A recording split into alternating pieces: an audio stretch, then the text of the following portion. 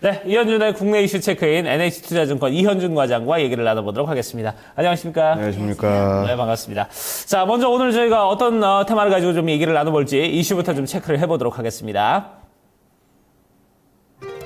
자, 오늘 건설주 강세에 대해서 얘기를 나눠보도록 하겠습니다. 자, 어제 GS건설 실적 발표 이후에 좀 여러 기업들 좀 많이 움직이고 있는데 특히 좀 저희가 1월 21일 날 좀 추천했던 서희건설 상당히 좀 많이 오른 그런 모습을 보여줬습니다.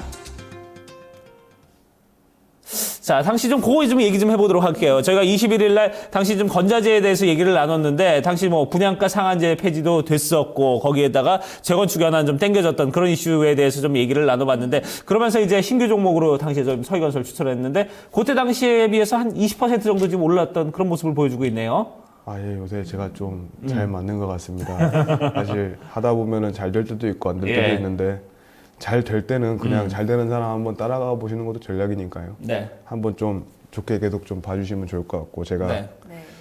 이게 제가 수목금 저희 회사에서 저한테 ELS, DLS 상품 파는 교육을 해야 된다 그래서 네.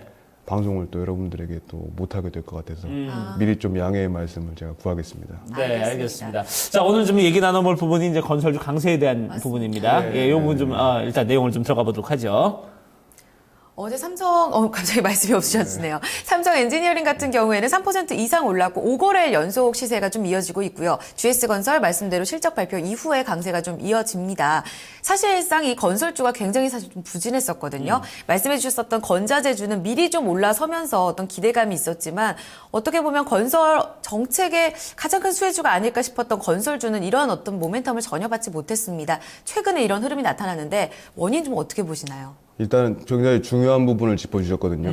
건설이 좀 같이 최대 수혜주일 수 있음에 불구하고 안 움직였던 이유는 예측이 좀 어렵다는 부분입니다. 사실 건설주에 대해서 많은 전문가들이 이래라 저래라 이런 얘기들 하고 있는데 이게 사실 좀 보고 있으면 사실 좀 안타깝습니다. 그게 해당 건설사들을 그냥 밥 먹듯이 들락날락거리는 애널리스트들 그리고 해당 건설사의 담당 직원도 재무 담당 팀장도 자기 회사의 정확한 실상을 모르는 경우가 많습니다. 왜냐하면은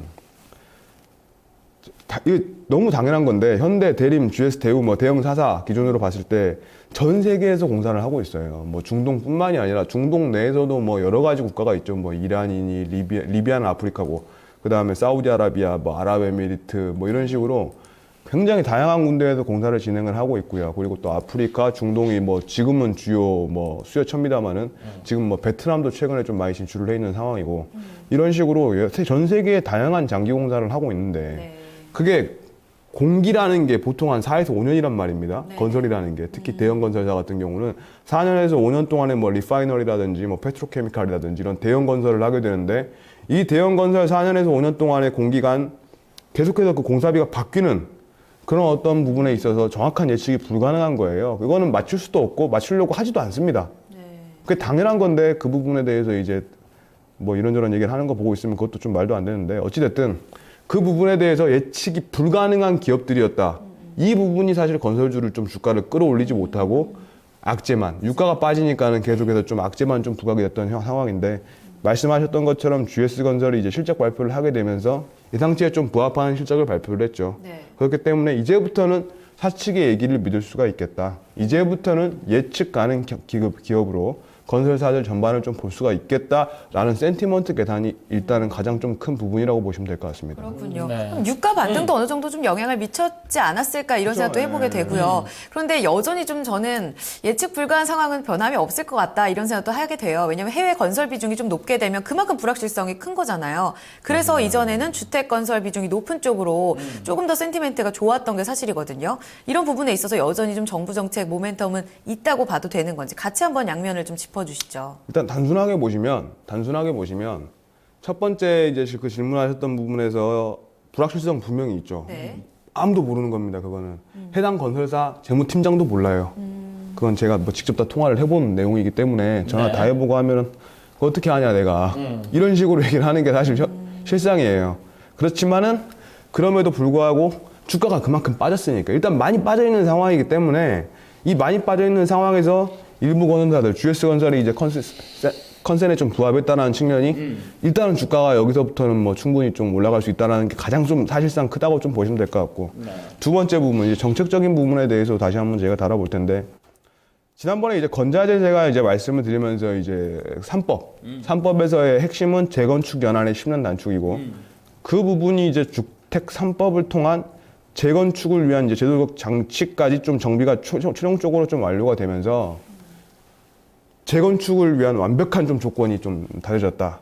이렇게 말씀을 드렸었는데 이게 결과적으로 10년 단축의 효과가 단순하게 10년 단축이라고 하면 저희가 이제 와닿지가 않지만 그때도 말씀드렸다시피 노태우 정권 당시에 90에서 95년 사이에 200만 호 아파트 재건축 그 공약을 아파트 그 당시에 건축이었죠. 건축 공약을 내세운 게 2016년부터 조금씩 늘어나서 2020년대에는 엄청난 양이 이제 재건축이 폭발을 하게 된다. 이런 대규모 공사가 좀 터지게 되면서 지난 20년간 재건축량이 연평균 5.3만 호였는데 3법 이후 2016년부터는 연평균 16만 호로 일단 그냥 3배가 급증을 하는 겁니다. 당장 내년부터. 그리고 2021년부터는 36만 호까지 급증한다는 거는 사실 그동안에 죽어있던 국내 건설 경기가 내년부터는 확실하게 좀 정부 정책이 이제 추가적으로 없어도 재건축 시한을 앞당기기 때문에 자연스러운 재건축 발효로 인해서 자연스럽게 좀 국내 건설 경기가 부양될 수 있다는 그런 효과. 전체적인 어떤 수요 증가 효과를 기대할 수 있다고 이렇게 좀 판단하시면 될 것 같습니다. 거기에다가 좀 이제 정책 효과까지 더해진다면은 더 긍정적이지 않나 하는 생각이 드는데 정책 지원들이 최근에 좀 많이 나오고 있거든요. 특히 지난번에 얘기했던 우리 분양가 상한제 폐지라든지 그렇죠. 그밖에 예. 좀 여러 가지 좀 정책 지원들이 있어요. 계속해서 좀 작년 한 5월부터였죠. 처음부터 그 대책들이 좀 쌓여져 가지고 지금은 정책이 좀 과도하게 오히려 많은 상황이 아닌가라고 좀 판단을 하고 있습니다. 분양가 상한제 폐지, 양도세 경감, 뭐 핵심만 말씀드리면 재건축 1인 3호까지 매수 가능 등 이런 어떤 추가 대책들이 지금은 쌓여 있기 때문에 여기서 조금만 그리고 뭐 가장 핵심 포인트는 전세값이 지금 뭐 구매가의 80%까지 지금 육박해 있는 상황이기 때문에 네. 이러한 부분들이 살짝만 좀 틀어주면은 주택 가격 수요도 좀 폭발할 수 있다는 측면에서 계속해서 좀 여러분들이 정책 지원과 이 수요 증가 효과를 다 볼 수 있고 그것도 여러분들 너무나 잘 아시겠지만 공급 제한 효과.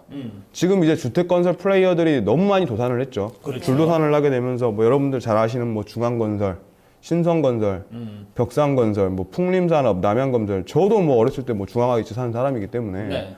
이러한 건설사들 망하는 거 보고서 정말 설마 이게 망할까 이런 생각도 했었는데 이러한 어떤 대규모 나름대로 뭐 도급순위 뭐 50위 안에 들었던 어떤 대형 건설사들도 이게 다 구조조정이 좀 어느 정도는 좀 마감이 되면서 소비자들이 좀 약간 브랜드 주택의 선호 강화 현상이 좀 일어날 수가 있다. 심화되는 것 같아요. 그렇죠. 약간 쏠림 현상도 나올 수 있고요. 그 쏠림 현상뿐만이 아니라 당장 이제 구조조정이 좀 마무리가 된 단계이기 때문에 이 부분에서의 확실한 주택 경기 부양에 대한 어떤 수혜를 건설사들이 좀 가져갈 수 있다. 여러분들이 좀 이렇게 좀 자신감을 가지고 좀 보시면 될 것 같습니다. 네. 낙폭과대의 어떤 매기로 그 순환매성 원인도 있고 여기에 더불어서 부동산 정책에 대한 어떤 확실한 그런 모멘텀도 내년부터 조금 더 본격화가 될 것이다. 이런 얘기를 또 강조해서 짚어주셨는데 좀 투자 전략으로 이제 본격적으로 한번 넘어가 볼게요. 좀 장기적으로 해외 쪽 그리고 국내 쪽 같이 한번 좀 총집합해서 말씀을 좀 해주시죠. 해외 쪽은 아무래도 조금 좀 앞으로 좀 어떻게 좀 이렇게 썩 전망이 밝지는 않은 것 같은데 어떻습니까? 네, 맞습니다. 예. 뭐 두 분 다 말씀해 주신 것처럼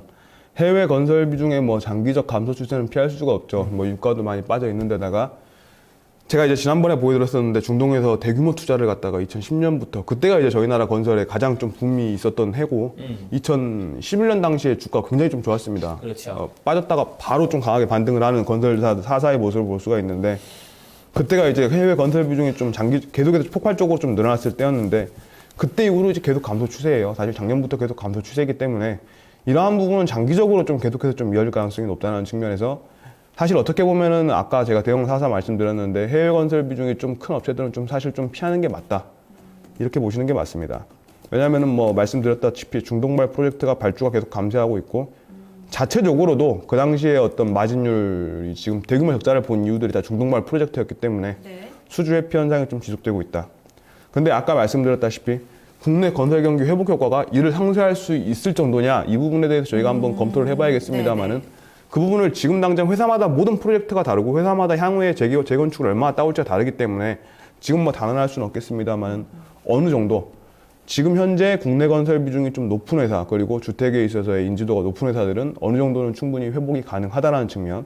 근데 그 전에 주가가 미리 빠져 있기 때문에 지금 이 정도 빠진 주가에서 새로운 모멘텀, 새로운 이슈가 좀 들어온다면 충분히 한번 주가는 상승할 수 있는 그런 환경이 좀 개선되지 않았나 이렇게 좀 판단하시면 될 것 같고, 중기적으로 이제 좀 특히나 해외 비중이 좀 큰 업체들, 일부 업체들은 해외 수출 감소에 따른 실적 타격이 더 클 수도 있습니다. 클 수도 있지만 다시 한번 말씀드리지만 지금 현재로서는 당장 내년부터 3배가 증가하고 2020년까지 장기적인 국내 건설의 호황을 지금 현재로서는 예측할 수 있다. 물론 지금 여기서 각종 대책들이 너무나 많이 좀 나와 있기 때문에 이게 오히려 나중에는 버블을 만들어낼 수도 있고요. 단기적인 좀 이거 악재가 또 될 수도 있습니다. 하지만 지금 현재로서는 법안이 바뀌기 전까지는 지금 주식시장은 국내 건설이 비중 높은 건설사들에 대해서는 좀 계속해서 좀 환호를 할 것이다. 좀 이런 관점으로 여러분들이 좀 보시는 게 좋을 것 같습니다. 네. 자, 그렇다면 좀 여기서 좀 우리가 관심 있게 봐야 될 종목들, 아무래도 뭐 GS건설 계속해서 좀 관심 있게 봐야 될 것 같고요. 또 어떤 종목들 봐야 될까요? 예, 말씀하셨던 것처럼 GS건설 굉장히 좀 좋게 보고 있습니다. 적어도 개인적으로 해외 비중이 굉장히 좀 높은 회사지만 그럼에도 불구하고 국내에서 그 자이 아파트라는 절대적인 어떤 브랜드가 있죠. 그 브랜드를 바탕으로 해서 재건축에서의 좀 가장 큰 인기를 좀 누릴 수가 있는 그런 어떤 GS건설에 대해서 여러분들이 좀 관심을 갖고, 좀 시가총액도 대형 사사 중에서 가장 낮아요. 뭐 시공력 같은 경우는 전혀 밀리지가 않는 회사임에도 불구하고 가장 낮은 시가총액을 기록하고 있다는 점에서 GS건설에 대해서 좀 관심을 가져보실 필요가 있다. 그리고 또 관심 종목으로는 사실 뭐 지난번에 제가 건자재 추천하면서 말씀을 드렸던 서희건설하고 하치를 계속 유지하는데, 여러분들이 서희건설 뭐 동전주다, 뭐 작은 회사다 이렇게 보시기 전에 실적을 한번 보게 되시면 굉장히 알찬 회사입니다.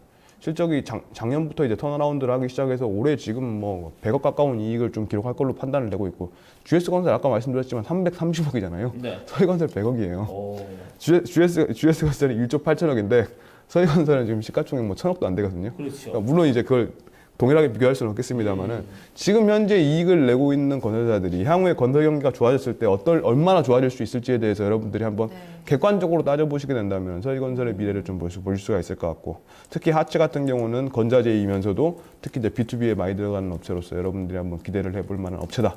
이렇게 좀 판단하시면 될 것 같습니다. 네, 알겠습니다. 가격적 메리트가 있는 상황에서 투자 심리 계속적으로 좀 개선될 것이다. 여기서 어떤 반등폭을 결정짓는 거는 국내 건설, 주택 비중이 좀 높은 그런 업체들로 압축해서 투자 전략 가져가시면 될 것 같습니다. 이 시간 건설주에 대한 투자 전략 세워봤습니다.